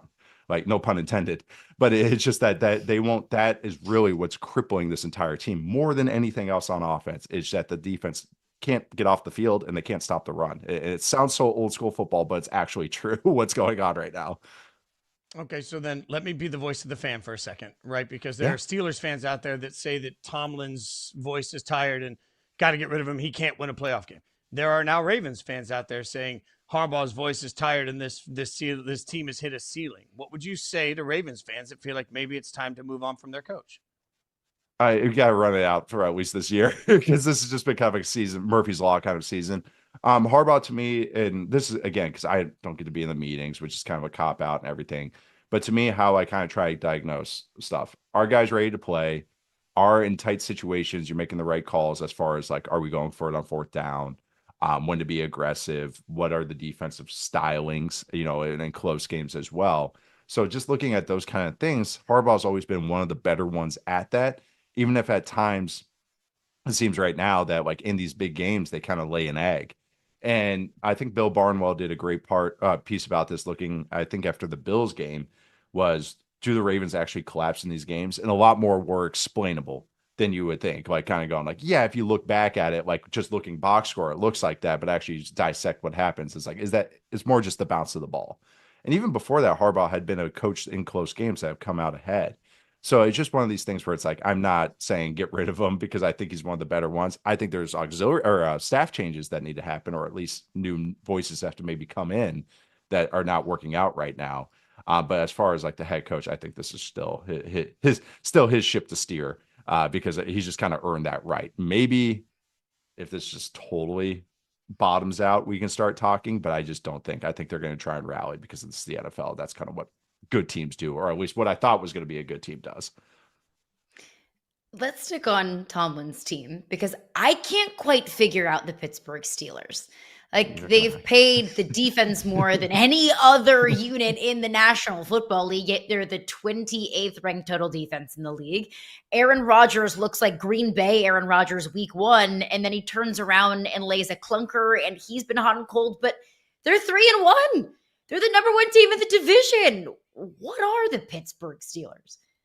They're ugly, and they want it that way. That's what they want. No, this is Tomlin ball all the way. Rodgers has kind of find his method so far, which is get rid of the ball really quickly, even more than he usually has. I think his time to throw is the fastest he's ever had as a starter. And that is, I actually think the Steelers offensive line is kind of an underrated unit. They have some really fun, interesting young guys, Zach Frazier, the center, especially. So I do think that offensive line is actually going to get even better as the season goes along. But yeah, Rodgers is just getting rid of that ball as quick as possible, which is helping the offense. The run game got better last week with, ironically, with Jalen Warren out. But I do think that run game, because of Arthur Smith and because also the backs that they have, that will be fine as well. They need more receivers. Like, that's the number one thing. They need more pass catchers, but they're getting it done. The defense is just, they're getting their black magic turnovers. They Derek Harmon, their rookie, finally started playing. He's been hurt, and you saw his impact on Sunday playing in Dublin. But I do think that it's more like they're just like a fine team. Like, they don't have any outright badness to them. Maybe like even their linebackers aren't the greatest players in the world, but they're at least fast. And we got to see Peyton Wilson run down Jordan Addison down the field on a play, so he's able to save that. But they don't have any outright giant holes. And in the NFL, that's really what it is. It's just that, what can a team pick at? What's that big glaring weakness that we can pick at over and over? When your stuff is just more like, okay, we can run to the left. Well, over time, the Steelers can overcompensate that, or kind of make sure that it gets shored up a little bit. So, I mean, looking at the rest of the AFC North, this is their division to lose. Like, the Browns are starting a rookie against Brian Flores. The the Bengals are the Bengals right now, maybe the worst team in the NFL, how they're playing so far. They have played like a decently tough schedule on offense. I will say that. But I do think that the Steelers, this is their division to lose, and they can do this by going 10-7, making every game ugly, making every game a one-score game. Rodgers keeps us in games. He doesn't have to be a hero. He just has to be fine. And I think that's what they want. And I think last week was kind of their blueprint for this season, was how last week went against the Vikings. So there's more realness to them. I'm not saying they're good, but they are a top half of the league team, a team that's like, yeah, like this is better than what else I'm seeing in the AFC right now, as far as some other teams that are out there. Okay, you mentioned the Vikings, and that takes us to the Browns, right? They're going to start Dillon Gabriel. You've watched a lot of this offense. What are your realistic expectations for Dillon Gabriel, and what would be success to you? Oh my God, staying alive. No, it's for him, he's got a nice, like, even though as a kind of like a shorter guy that kind of creates a lot, maybe his highlight plays are creation in Oregon, he's got a pretty good mind to him, like as far as like understanding what the concepts are. At least what I've seen in preseason, and really just what I saw last year at Oregon. God, he's been on my radar for so long because he was in college for forever. So I feel like I've watched so much Dillon Gabriel in the last 5 years. It's that he's accurate. He gets the ball out quickly. I thought what was really nice in the preseason was he was able to hang in the pocket and strike, fire some throws over the middle, which for shorter guys, that is the number one thing you have to make sure that they can do. Are you willing to hang in the pocket, and are you willing to throw over the middle? Because most guys that are shorter, all right, I can't see anything. All right, I'm just going to boot and get outside of the pocket. I'm going to escape. I'm going to find an escape lane, and throwing over the middle, I can't see it, so I'm just going to push the ball to the outside. So I think that's really encouraging that, again, preseason caveats, that he did show that. I do think he can get rid of the ball quickly, which helps. I just mentioned Aaron Rodgers. Gabriel can kind of do that, a Diet Coke version of that, because going against Brian Flores, they're going to be, it's not just blitzes, it's there's the creeper simulated looks, which are like where you look like it's a blitz. They're bringing 4, even if one of the guys is technically blitzing, but they're dropping 7 into coverage. That's what the Vikings do more than anyone. That's what makes it confusing for quarterbacks and offensive lines is, oh, I'm getting blitzed, I'm heated up. Actually, I'm protected, and I'm getting rid of the ball. I think I have to get rid of the ball quickly. And actually, I should be hanging on to the ball. Boom, gets picked off. Like that's what they're trying to bait you to do. I think Gabriel actually can get rid of the ball and actually make some solid decisions here. But I will say this: Flores has absolutely destroyed. You guys just saw my tweet up there. Absolutely has destroyed rookie quarterbacks since he has been a play caller in the NFL, like even as a head coach or as an assistant coach. Negative 0.19 EPA per dropback. To put that in perspective, 0.20 EPA per dropback is like MVP caliber quarterback play. So think of it like a evil universe MVP. That's what he makes QBs turn into. 35% success rate overall. Offenses are trying to get to 45%, like to even have an average day. 6.6 explosive play rate, which is, to put that in perspective, you're trying to get to 12. So half of what you're trying to get to. 11 points a game. I don't think I have to explain that one. 4.3 yards per play. They only convert on third down a quarter of the time. And those were the 4 games when he was with the Vikings. And then it's even worse than the whole 10 games. So he's going to get sacked a few times. There might be a turnover or two. But I do think Gabriel's going to actually have some nice moments where he's able to just kind of get the ball out quickly. Get ready for a Quinshon Judkins game. That if you want my real takeaway from this game, get ready for some running the ball for the Browns. Get ready for a Judkins game. Yeah, poor guy. Not only does he have to quarterback the Cleveland Browns, but he's got to go to London against Brian Flores for his first start. Like, oh, salt in the wound. This sophomore class of quarterbacks is so fascinating to me. So Bo Nix, Jaden Daniels in the playoffs in their first year, but looking at Drake May, at Caleb Williams, at Michael Penix Jr., who have you been most impressed with so far? Drake May for sure. Drake May was my number 1 quarterback going into last year's class, but he had a nice rookie season. One, I think that was actually a little bit underrated because of what Daniels did and what Nix and the Broncos did. And then also just the Caleb hoopla that was going on in Chicago, which was mostly bad. But May is first in dropback success rate. And why I use success rate is just kind of like, that to me is like on base percentage in baseball. It's how many times you're getting on base, how many times you are contributing to the offense in a positive way. But being first right now is pretty remarkable, even though it's a really weak slate schedule that he's played so far this year. going against the Bills, which actually isn't that much better going this weekend on Sunday, which should be really fun. But that to me is really encouraging because he is a high wire act. He's willing to push the ball. He's willing to create. He gets a little sacked a little too much right now, but I think that's fine given what the circumstances are in New England. But man, his accuracy has been just excellent. The success rate right now, again, in context, trying to provide context for it, it's 54.3%. The record that I can look back, I can go back to 2013, is Drew Brees in 2018 at 54.8%. So he's essentially at a historic efficiency rate through 4 weeks. Again, 4 weeks, core bowl of the season, easy schedule so far. Get all that. But it's what you want to see. It's very encouraging. I do think Caleb Williams has shown a lot this year too. I'm really bullish on the Caleb Williams, Ben Johnson duo. I do think that their personalities actually align more than people realize. Ben Johnson being a complete psycho that doesn't blink. And then Caleb, I think people think Caleb doesn't want hard coaching. They think he's going to have a big personality. I think he likes hard coaching. I think he likes that challenge. And that's why I'm seeing the results start to get there. I know Jason saw it because it was against his Raiders, but the last touchdown that he had to Roman Dunze was absolutely gorgeous. And it was against the blitz on third down against a funky look. And so that's what I want to see. It's just that he's hanging in the pocket, not getting sacked and making good decisions. And you get to start seeing a lot more of that talent. Spencer Rattler has been very, very nice so far this year. A nice, pleasant surprise in a Saints offense and a Saints team that's not good, but is like fine. Like actually like fun to watch the Saints are right now, even though they haven't won a game. And Spencer Rattler can kind of operate. I've been comparing him to Mark Bulger to kind of give you a nice throwback name there. Oh, yeah. man.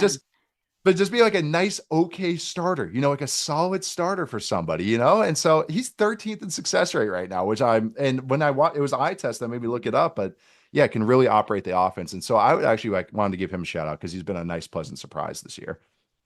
Thanks for the pleasant reminder of, 100%. And thanks for reminding me. My entire neighborhood heard me scream, we got him. We don't got him on that Dunze cast. Thank you so much, Nate. Appreciate it. No problem. Listen to him on Football 301. Watch him across Yahoo Sports, man. We appreciate your time. Thanks for hanging out with us this morning, brother. All right, coming up, which unbeatens will survive the weekend? We will figure it out next. Yahoo Sports Daily.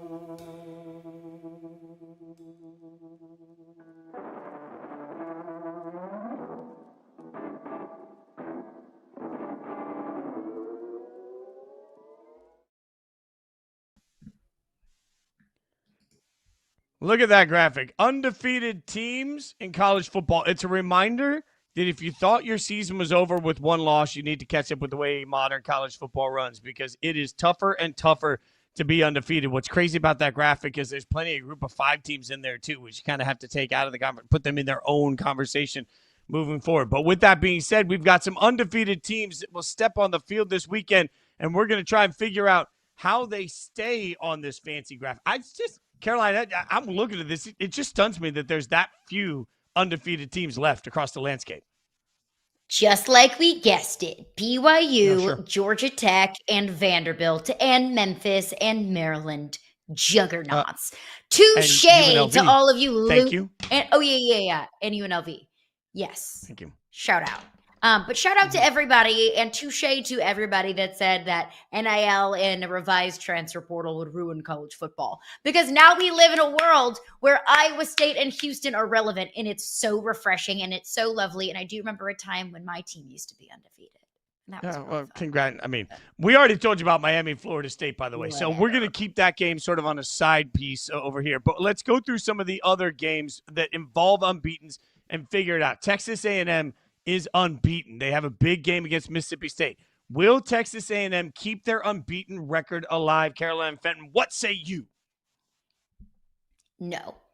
Yes, Texas A&M will keep their unbeaten streak alive. They will. They will keep their unbeaten streak alive. And look, that is all respect in the world to Mississippi State, because I think that what you're seeing from Jeff Lebby in year 2 are strides, are steps forward. You take down Arizona State at home, a team that was in the college football playoff last year, the Big 12 champion last year, after you got destroyed by them last year, and you come back and you make a statement win. And then you host Tennessee and you take them to overtime. I mean, Tennessee was a team that went pound for pound with Georgia just a couple of weeks prior.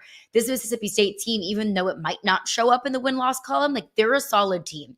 But Texas A&M is just better. They can do it on the ground, whether it's, Le'Veon Bell, whether it is Marcel Reed himself running the football, but they can also do it through the air. Casey Concepcion was an ACC reception leader when he was with NC State. Now he transfers over to Texas A&M. He's been electric through the air and on special teams.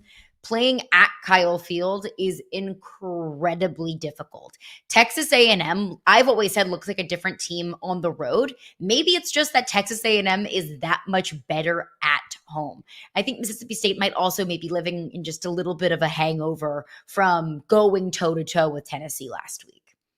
That's where I think last week matters to this week. The hangover you mentioned on the one side, and then Texas A&M had to survive a tougher game than I thought they would have against Auburn. I think that sort of wakes you up a little bit too. And you're right, the Kyle Field advantage, maybe we need to recouch how we talk about some of it. There are certain fields in college and atmospheres in college football that I think give you an extra score, whatever that score looks like. And in the case of Kyle Field, I think in this game, it's an extra touchdown. It's enough to be the separation in this. This will be a good game. Totally. Mississippi State just doesn't, in my mind, I don't think they have the depth to hang with Texas A&M for 4 quarters. This feels like we go into the fourth quarter and it's tight, and then we get a little bit of a junk score at the end that makes it a little bit different. What about Texas Tech versus Houston? I can't see a way here that Texas Tech loses to this Houston team, but you tell me, am I missing something? I don't think you are. I think Texas Tech takes this one, even though I think that Houston has some of the best long snapping in the country. Texas Tech is a top 15 defense. It's the second ranked offense in college football. This Texas Tech team is so incredibly deep. I just think it's going to be too much to overcome for Houston. Yeah, and Texas Tech explosive play should be there for them. I would love to see, as an agent of chaos, I would love to see this play out a different way. It's not a disrespect thing to Houston. It's just, man, Texas Tech is a lot faster on the field. So I think Texas Tech is going to have an opportunity for some big plays in this one. This feels like, you're going to have some of those busted covers, long touchdowns throughout the course of it. How about this little ACC look? A matchup that a week ago maybe didn't seem as sexy as it is right now. Virginia taking on Louisville. Virginia coming off of the unthinkable by beating Florida State. Game day didn't even go to Tallahassee because of it. Like, they changed the whole college football planning system, and now they get an undefeated Louisville team that needed a big old comeback to get their win last week against Pitt. Like, Louisville had to show a little bit you-know-what to get through that game against Pitt. So which one? Do we get the momentum of Florida State or the momentum of a big sort of comeback for Louisville in this? Momentum, Fitz, is a hell of a drug. And the momentum of taking down undefeated Florida State that looked like it could be a national championship contender and then performing the most epic field storming in the history of college football. That is quite the momentum. That game was ugly. It was gross. Virginia did not play clean football, but Florida State made more mistakes. That Virginia was able to capitalize more on Florida State's than vice versa. So I think that's credit to Virginia that even though you don't play a clean game, even though you do make a lot of mistakes, you do find a way to capitalize on your opponent's mistakes and find a way to win. I think Louisville is a very good football team, but I think Virginia kind of rides this high. And I think Virginia and Georgia Tech as well kind of become those unsung stories of the ACC that while we've all been so caught up in the razzle dazzle of Florida State and Miami and the epic collapse of Clemson, well, then quietly and silently, Georgia Tech and Virginia have just continued to keep winning. Yeah, I'm with you, but Virginia struggled on the road. Louisville's hot right now. And Harry Douglas is a brother from another mother. I cannot pick against Louisville and have Harry find out. Like, it'll hurt our friendship. So I'm going Louisville in this one. But Louisville, again, on a heater right now. So let's see if they can remain hot. It is interesting to me because Virginia got a lot of credit and a ranking out of a win over Florida State. Will Louisville get credit and a ranking if they take down Virginia? Iowa State, Cincinnati, Cyclones trying to keep this thing alive. In Rocco Beck, I trust. I'm all in on Rocco Beck play. He's played really well. I don't think a lot of people have paid a lot of attention to Iowa State. I think they should. Carolina, I think Rocco can actually make Iowa State a playoff team throughout the course of this year. I like Iowa State in this game. Look, and Rocco Beck we trust is not a bad battle cry in the slightest. I think that this could potentially be the kind of game that we start paying attention to one of these two teams. I think everybody watched that week 0 game against Kansas State. And then anybody else been tuning into Iowa State games ever since? Anybody been paying attention to, Cincinnati throughout this season? But these are two solid football teams. And you say Rocco Becht. I think that's a name that a lot of people are starting to learn. But Brendan Sorsby, the quarterback at Cincinnati, has also been incredibly effective and efficient. He's only turned the ball over once. He has thrown 1 interception to 10 touchdowns this season, and that came from a very narrow loss to Nebraska week 1. Cincinnati has not lost since week 1, and Brendan Sorsby has not turned the ball over, at least on an interception, since week 1. And I think that Iowa State has been playing a lot of, low octane offenses, not a whole lot of pass happy offenses so far, taking on Iowa and Kansas State, who ran the ball a whole lot that week 0 game. This will be the toughest pass game that they've seen yet. And I think Cincinnati's able to take it out in this one. Ooh, it'll be a Big 12 matchup for the ages. That much I know. I know we'll be here to get you caught up on everything you need to know. We've got a big weekend coming ahead, so be sure you're with us tomorrow morning, 9 a.m., Yahoo Sports Daily. For Caroline Fenton, I'm Jason Fitz. For everybody behind the scenes, we appreciate you watching. Come back tomorrow. Have a great day.